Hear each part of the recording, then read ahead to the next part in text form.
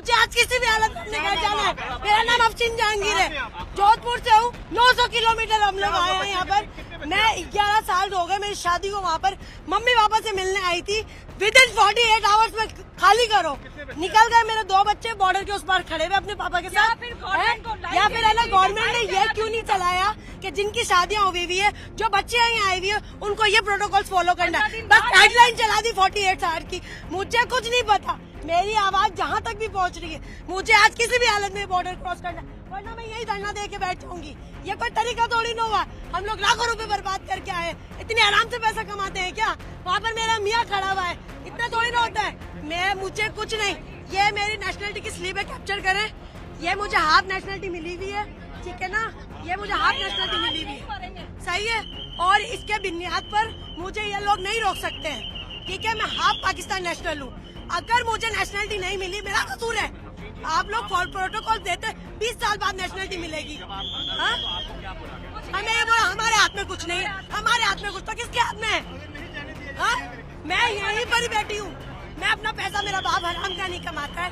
2 number की मेरे और मेरे बाप की मियाँ की कमाई नहीं है। बहुत मेहनत से पैसे कमाते हैं। इतना लाखों रुपए बर्बाद करके हम यहाँ तक हैं, मुझे नहीं मालूम। मैं 45 डेज के लिए आई थी। वैसे मेरी रवानगी 27 को बॉर्डर क्रॉसिंग की थी कि मैं चली जाऊंगी, लेकिन लाइन चलने के बाद, न्यूज देखने के बाद 3 आवर्स में तैयारी करके हम लोग निकले हैं, ठीक है? उसके बाद हम लोग यहाँ आए। तो कोई है और टेररिस्ट अटैक करा, उनको सख्त से सख्त सजा मिलने चाहिए, चाहे वो किसी भी धर्म का हो। उनसे मुझे कुछ लेना देना नहीं है। लेकिन इन सब के बीच में आम जनता क्यों सफर करे? आम जनता क्यों सफर करे? ये कोई तरीका थोड़ी ना हुआ है। करता कोई और है, भरता कोई और है। आपने इतनी दूर आके गेट पे कह दिया कि नहीं हो सकता, तो आप भी जाएं, अपने बच्चों को छोड़े। आप भी 900 से 1000 किलोमीटर, बसें नहीं मिल रही थी। हम लोगों के 1 से 1.5 लाख रुपए टिकटों में खराब हो गए भाई साहब। हाँ, जहां पाकिस्तानी नेशनल्स वापस जा रहे हैं, वहीं इंडियन पासपोर्ट होल्डर्स जो इनके घर पाकिस्तान में हैं, वहां मैरिड थे, उनको प्रॉब्लम्स आ रही है। हमारे साथ ऐसी ही एक महिला है जो इंडियन पासपोर्ट होल्डर है, लेकिन शादी पाकिस्तान में हुई थी, अब जा नहीं पा रहे। क्या नाम है आपका? शानिदा नाम है। मेरे 4 बच्चे हैं पाकिस्तान में, वो रो रहे हैं। आप मुझे वहाँ जाने दीजिए, हमारी अपील है आपसे, आप हमारे पहुँचाए, हमारी आवाजें पहुँचाएं। पाकिस्तान में कहाँ रहने वाले हैं? कराची के अंदर रहती हूँ मैं। और इंडिया में कहाँ के? दिल्ली के अंदर रहती हूँ। कब आए थे आप इंडिया? अभी 7 दिन हुए मुझे। आज मेरी वीजा भी मेरे पास मौजूद है। मेरी नेशनलिटी वहाँ की पाकिस्तानी है। कब मैरिज हुई थी पाकिस्तान में? 15 साल हो गए। 15 साल से यहीं से वीजा लेके जा रही हूँ मैं। आपका पाकिस्तानी पासपोर्ट नहीं, नेशनलिटी जब हुई है वहाँ से नहीं दिया। आपको क्या बोला गया?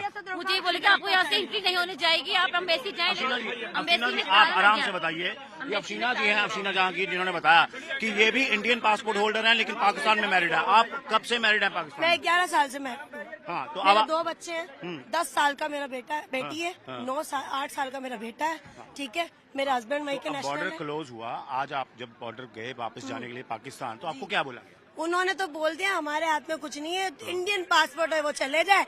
भले 1 महीना का बच्चा पाकिस्तानी पासपोर्ट वाला है तो उसको भेज दे। अब कोई सेंस है? कौन सा कानून है जो बच्चों को वहाँ से जुदा करवाता है? अब बताइए। हम सारे प्रोटोकॉल फॉलो करते रहे। ये थोड़ी ना है कि मैं बगैर वीजा लिए हुए आ गई। मेरा वीजा लगा हुआ है ना। भारत में मैं भारत में आई थी, मैंने 16 तारीख को मार्च को बॉर्डर क्रॉस किया था, ठीक है?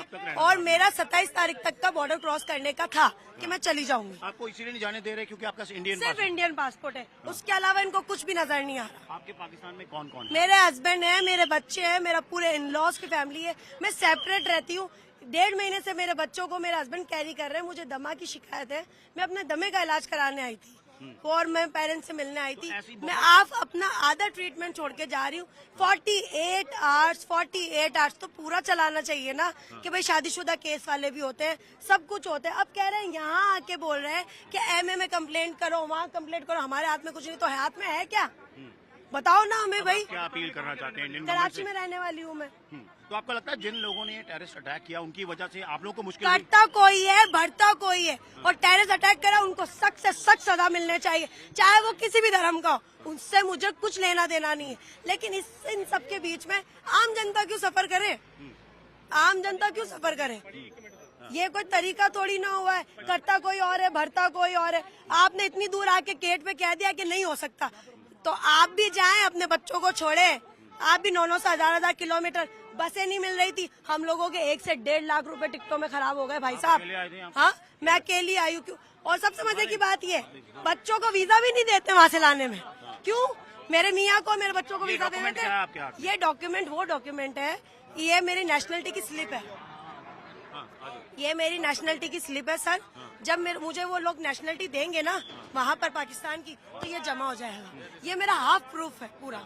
इसकी आपके लिए बुनियाद आपके पे लिए तो टेररिस्टों ने मुश्किल कर दिया आपके लिए। टेररिस्टों ने क्या मुश्किल की है, उसके अलावा उसके बाद गवर्नमेंट ने भी हमारे लिए मुश्किल कर दी।